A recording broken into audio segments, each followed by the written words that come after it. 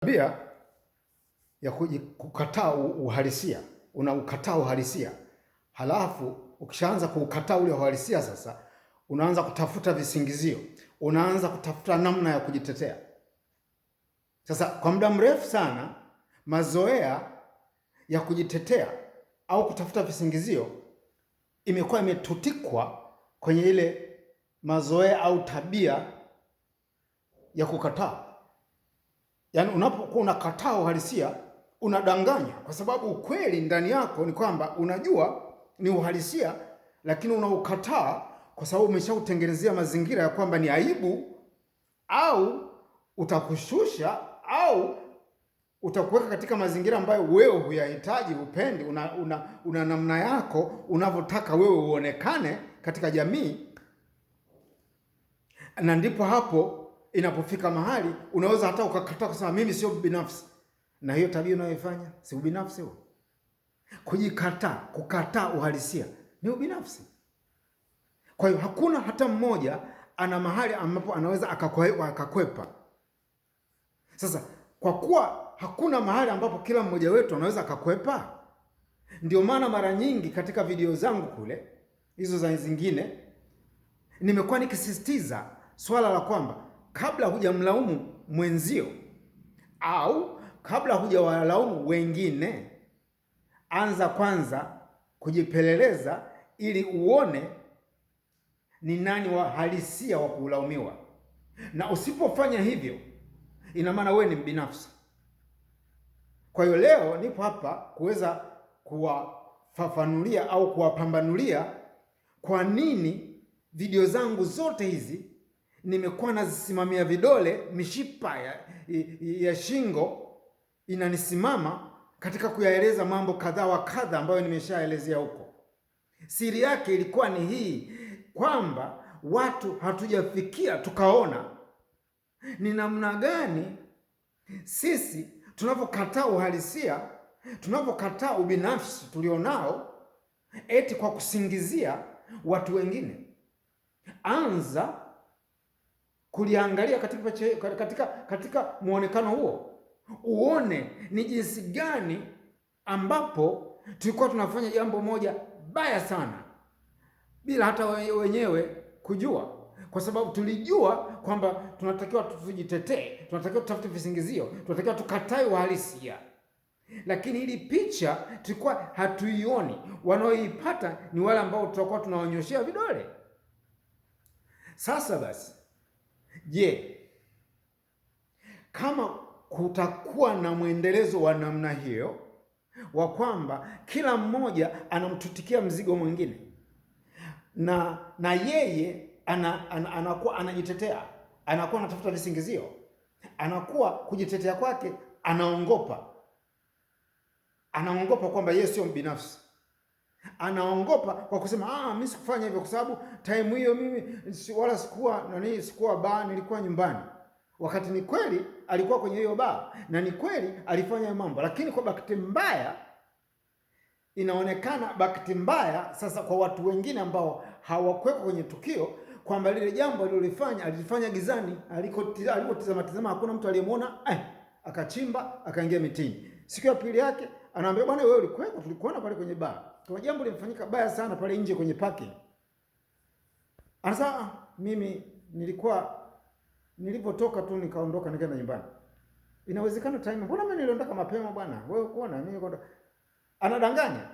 Alikweko hiyo saa atakayosema kwamba alikuwa nyumbani, lakini kwa sababu lile jambo halikuwa na mashahidi wa kuliona, akaamua fani kusepa, kama wanavyosema watu wa mjini, akasepa. Siku ya pili yake hashikiki, ana visingizio vyote, na atakuwa na macho makavu na utamwamini na ataapia. Anafanya nini sasa? Anakataa uhalisia. Kwa hiyo jambo moja nataka wewe hapo ulipo na unisikiliza ujipeleleze, na matukio ya namna hiyo mangapi katika maisha yako mpaka umefikia hapo ulipo unanisikiliza mimi leo hapa, ili mimi na maelezo yangu yaweze kukusaidia kuona ni namna gani utaachana na huo mwenendo. kwa sababu usipoachana na huo mwenendo utashindwa kuongezeka. Kuongezeka ni kubadilika, kubadilika kutoka kwenye mwenendo uliozoeleka na kuacha na kuingia kwenye mienendo mingine inayoonekana ni tofauti na yale ulikuwa unafanya siku za jana, majuzi za siku zilizopita. Huo mwendelezo unaoanza nao kwa mabadiliko na ukawa kwamba una mazoea unayoyazoesha mapya ambayo pengine ni kutokana na maelezo haya yanayoeleza au na mafundisho fulani ambayo ni ya busara ya mzee fulani au ya wahenga au ya mababu wakati wanatuhadithia, yakawa bado yako kichwani, yalikusaidia katika maisha unayoishi mpaka hivi leo. Yale sasa inatakiwa yaanze kubadilika, yawe makubwa zaidi. Kama tabia ya kuishi na watu ilikuwa inaanza kufifia, anza kuifufua tena, ili uone ni wapi ulikosea na ni wapi unapoweza kushikilia, ili tabia ya kuhusiana na watu iendelee kushamiri. Kwa hiyo unakuwa kwa kuondoka kwenye zile tabia ambazo nimeshaanza kuzizungumza katika video vingine, ambazo ni tabia zinazoleta hasara. Hasara inaweza kuwa kumpotezea mtu muda. Hasara inaweza kuwa kumpa mtu maumivu ya roho ndani, kuna maumivu yale ya ndani. Kunaweza kuwa hasara ya kwamba mtu utawasababisha uchonganisha watu wakaumizana katika kimwili, wakaumizana kadha wana wakadha na kadhalika na kadhalika. Kwa hiyo basi, kwa nini tunatakiwa tuendelee kuongezeka? Tunatakiwa tuendelee kuongezeka kwa sababu ni kanuni, ni moja ya kanuni ya anga mtambuka, ni moja ya kanuni ya mbingu kuu, ni moja ya kanuni the universe.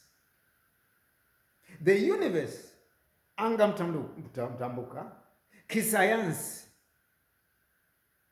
kisayansi imeonekana inazidi kutanuka na inazidi kuzalisha magalaksi mengine na mengine na mengine, na lile anga ambako linatanukia halina mwisho. Sasa tuko hapa duniani katika mwili ili kusababisha mwanga ulioko ndani yetu, ambayo ndio nafsi yenye dhamira njema, ndio mwanga wenyewe, ndio nuru yenyewe kwa dunia katika mwili, ili iweze kujidhihirisha kwenye mwili kwa njia ya matendo na kauli, na yani kama hivi ninavyofanya kuzungumza, yani katika kunena, ndio neno lenyewe.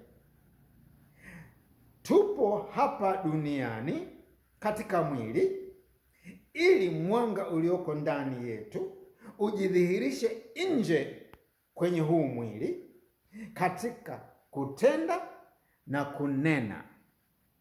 Na kitendo cha kufanya hivyo, kwamba tunanena na kutenda kutokana na mwanga ulioko ndani ambao ndio unaoongoza huu mwili, ambao mwili ndio umeubeba, kwa kuwa sasa una ule mwili umekuwa ni kitendea kazi kinachosikiliza ndani peke yake. Mwili unageuka kuwa na nuru. Kwa hiyo matendo ya huu mwili, kwa sababu yanaongozwa na yale yanatoka ndani ambayo yana dhamira njema, na kunena na kwenyewe hali kadhalika, vyote kwa pamoja vinamsababishia yule mtu aliye namna hiyo aonekane yuko enlightened kwa Kiingereza, aonekane amejitambua kwamba miongozo lazima itoke ndani, sio kwenye makelele ya nje. Makelele ya nje katika hizo video zangu zilizopita nishaelezea. Makelele ya nje ni yale yote ya kipuuzi ambayo yamezaliwa tu ya kidunia, ambapo mara nyingi hii mili badala ya kufanya kazi ya kile ilichokibeba ndani, inakuwa inajilimbikiza muda wake wote katika haya makelele na hizi tasnifa zinazoonekana mbele yake, kwa sababu macho ni moja ya mwili, masikio ni moja ya mwili, pua ni moja ya mwili, kuonja ni moja ya mwili, ni ulimi, kugusa ni mwili, unagusa kitu kwa kutumia mwili au sehemu mojawapo ya mwili.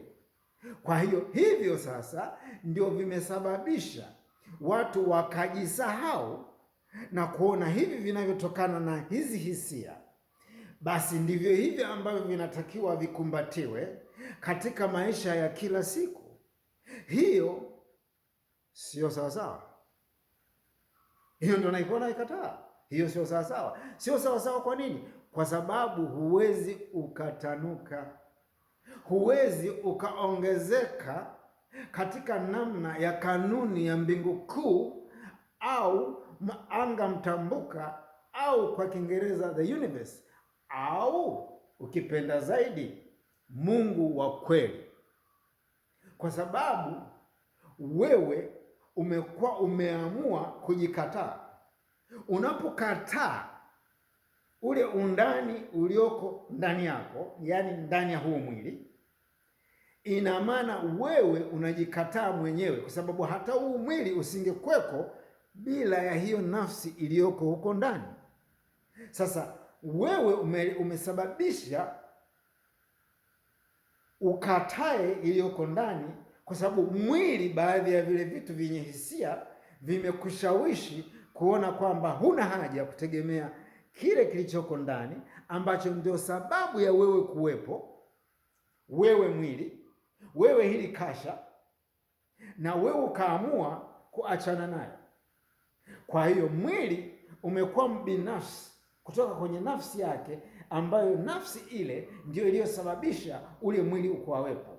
Hali kadhalika, unapomtenga mtu mwingine, ina maana unajitenga wewe mwenyewe, kwa sababu yule mwingine na yeye ni sehemu ya wewe, kutokana na kwamba ile nafsi iliyoko ndani kwa ujumla wake imeunganishwa na nafsi zingine zote kwa maana ya kutegemeana.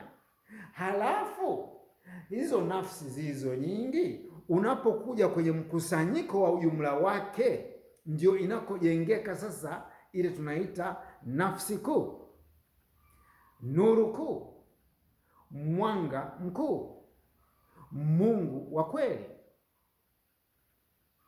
Manake uhai ndio uwezo unaoleta mnyambuliko wa hivi vitu vyote, na asili yake inatokea kwenye nafsi, ambayo nafsi ni nafsi kuu, ambayo ndani yake ina mgawanyiko wa nafsi nyingi. Sasa unapokuwa uko katika huu mwili hapa duniani, usije ukajidanganya na huu mwili ambao mwisho wa safari ni mali ya hapa, ni mali ya udongo, kwamba eti ukaanza kujitenga na nafsi yako, ikashindwa kukupa faida ya wewe namna gani unaweza ukaishi na wenzio wenye mwili kama wewe. Matokeo yake maisha yanakuwa ni magumu, kwa sababu tayari umeshaharibu kanuni kubwa kabisa ya kwamba wewe umeshaanza kujitenga, wewe umeanza kujikataa, wewe unakataa uhalisia wa mambo katika namna ambayo inakuletea sasa mbele ya safari shida, matatizo. Matokeo yake unaanza sasa, badala ya kujilaumu wewe, bado unaendelea kukwepa na kuwa binafsi na kuanza kuwanyoshea vidole watu wengine, na kusababisha sasa ule mtetemo wa zile nguvu inatoka kule kwenye nafsi kuu, ule mitetemo ianze kutetema katika namna ya hasi, na kusababisha dunia iingie katika mitetemo ya hasi. Na ndipo hapa tulipofika. Ndio maana umuhimu wake ndio huo, ndugu zanguni. Watu hatukai hapa tukasisitiza mambo eti kwa sababu tu eti tumeona tu tunataka tujifurahishe, ili tuwe kwenye mitandao huko kwa kujifurahisha, au tuwe na viewers wengi, au tuwe na umaarufu. Hamna kitu namna hiyo. Si wengine tumeshajitambua na tunaelewa kwamba hatuna haja kujikataa, hatuna haja kukataa uhalisia wa hali halisi. Lazima tupende kitu chochote ambacho tunakiona kinatokana na ile nafsi inavyotuelekeza ndani yetu, na kufanya mwili nao uwe